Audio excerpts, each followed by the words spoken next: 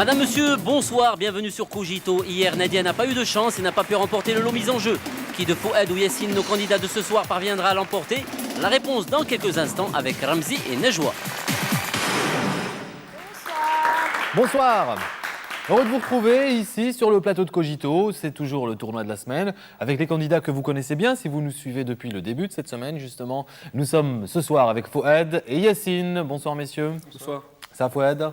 Ça va. Alors Fouad, rappelez-nous donc rapidement qui vous êtes, que faites-vous, d'où venez-vous? Je viens de Marrakech, je suis ici dans une école, je fais une école de commerce, je suis en deuxième année. Très bien. Et c'est tout. Et puis c'est tout. Donc vous êtes originaire de Marrakech où toute votre famille, vos parents donc, sont installés encore à Marrakech, Oui, toute oui. votre famille est encore Oui. là-bas. Et vous y allez souvent? Oui. Le week-end. Ah, le week-end. Bah oui, Le c'est vrai que week-end. c'est pas très très loin de Non, Casablanca c'est pas finalement. Ça fait 300 km, je pense. 245. 245. Ça fait 3 voilà. heures de train par train. Voilà, on sait tout. Fouad, vous êtes donc étudiant en commerce. Oui. Ça, on le sait. Vous voulez vous diriger ensuite dans la comptabilité, devenir expert Expert comptable. Oui. En tout cas, on vous le souhaite. Merci. Fouad, vous faites du sport? Oui, je fais un peu de tout, mais surtout le basketball. Surtout du basketball. Et puis, Oui. disons que votre taille s'y prête aussi. Oui. N'est-ce pas? Vous mesurez combien? 1m90. 1m90. C'est une taille correcte pour Correct, le basket? oui. Pour le D'accord. contexte marocain, c'est... D'accord. Eh bien, Ça, Fouad, c'est oui, c'est vrai qu'on n'a pas des 2m10 ici, hein. C'est pas trop la région. Fouad, j'espère que ça va bien se passer. Fouad, vous n'avez pas encore remporté 1400 dirhams cette semaine. C'est votre dernière participation avant la finale de vendredi. Donc j'espère que ça va bien se passer pour ce soir. J'espère Peut-être aussi. 1400 dirhams pour vous. Bonne chance.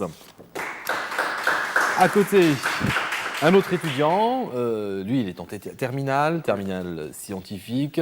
Il s'appelle Yassine, ça va? Ouais, ça va. Yassine, lundi, vous êtes passé en finale, en dernière partie d'émission, donc derrière le petit pupitre qui est derrière moi. Malheureusement, vous n'aviez pas remporté 1400 dirhams, Non.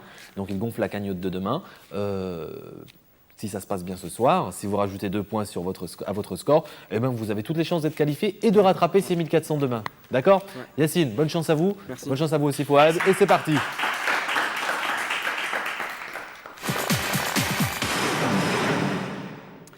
Alors, place au jeu, tout de suite, le premier mot. Écoutez bien, messieurs. Et c'est la nouaison. La nouaison. Qu'est-ce que la nouaison? 10 Alors, points. Oui. Tu penses? la nouaison, c'est la transformation de la fleur fécondée en fruit. C'est l'action de nouer. Ou alors, c'est le fait d'être pourvu d'un ou de plusieurs noyaux. 10 secondes. La nouaison, c'est la transformation de la fleur fécondée en fruit. C'est l'action de nouer. C'est le fait d'être pourvu d'un ou de plusieurs noyaux. Alors, messieurs, la réponse, s'ils me répondent tous les deux B, l'action de nouer, c'est une mauvaise réponse. C'est la transformation de la fleur fécondée en fruit. Nouaison, on s'en souviendra, j'espère. La suite. Qu'est-ce qu'un esclavon? Un esclavon, je vous donne 3 propositions dans une seconde. Votre Miss 20 Fouad. points. Oui. 30 points. 30. Un esclavon, c'est le petit d'une esclave. Ou alors c'est l'habitant de l'Esclavonie, l'ancien nom de la Slavonie, région des Balkans. Un esclavon, c'est quelqu'un qui cherche à se libérer de la servitude, de l'esclavage donc. 10 secondes. Un esclavon, c'est le petit d'une esclave. Ce sont les habitants de l'Esclavonie, où c'est une personne qui recherche à se libérer de la servitude. C'est un esclave qui cherche à se libérer. Yassine, quelle était votre réponse? A.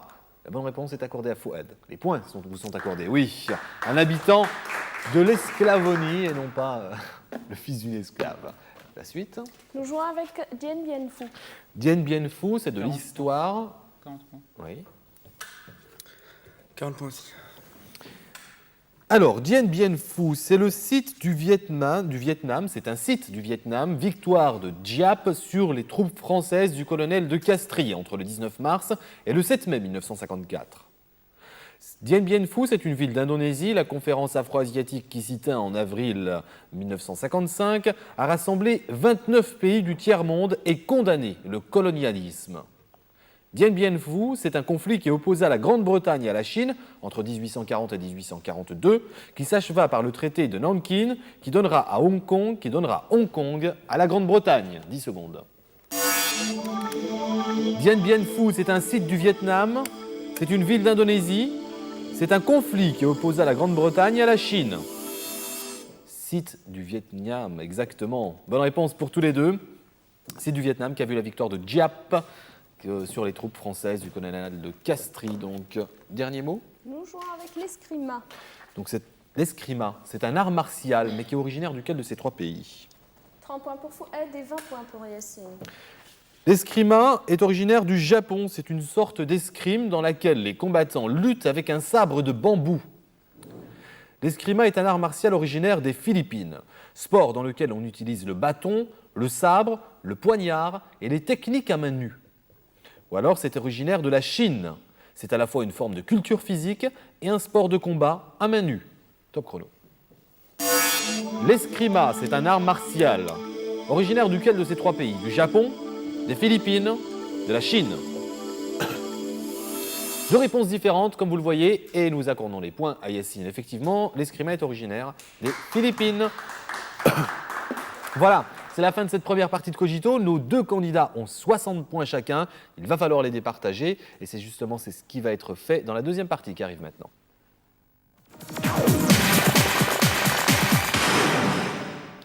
Alors, nous allons commencer avec vous, les associations de mots, associations d'idées. Il va falloir me donner un maximum de bonnes réponses en 40 secondes.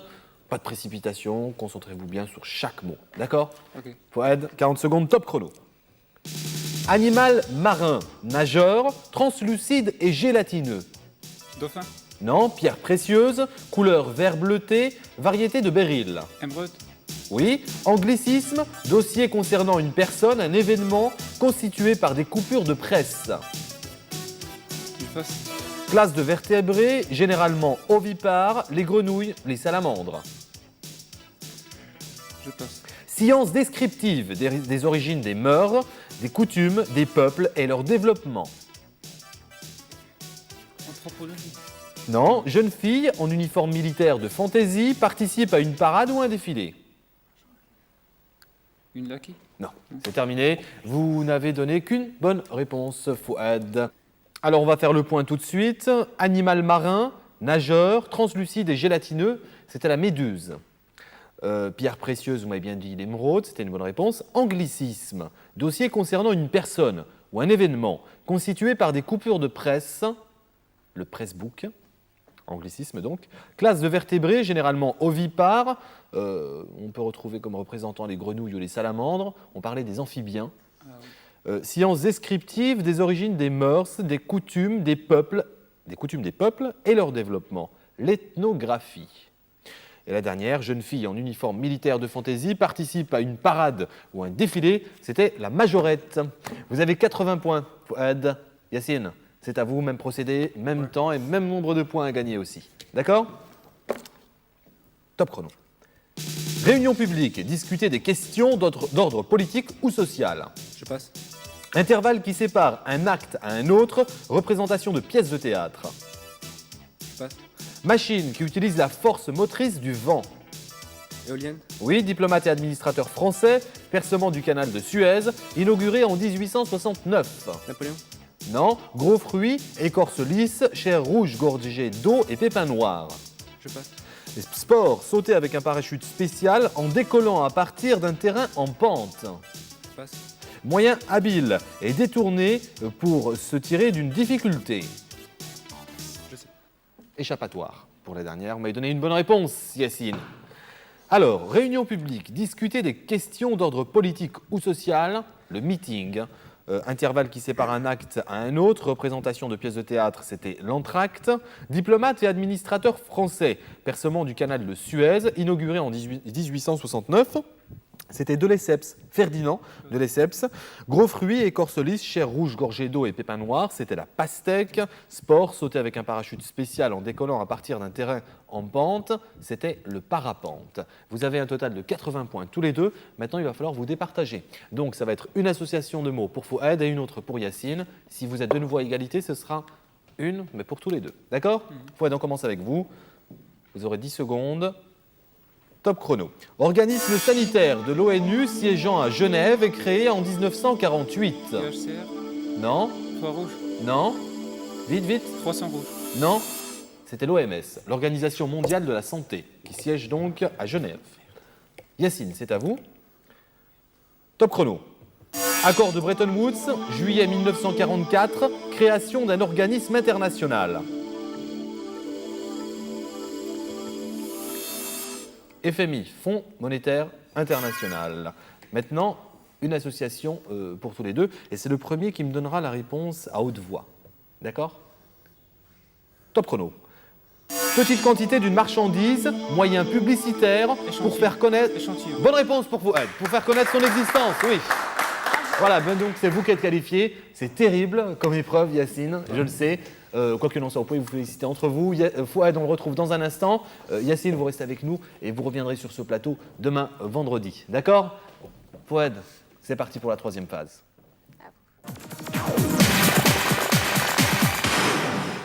Ça va aller?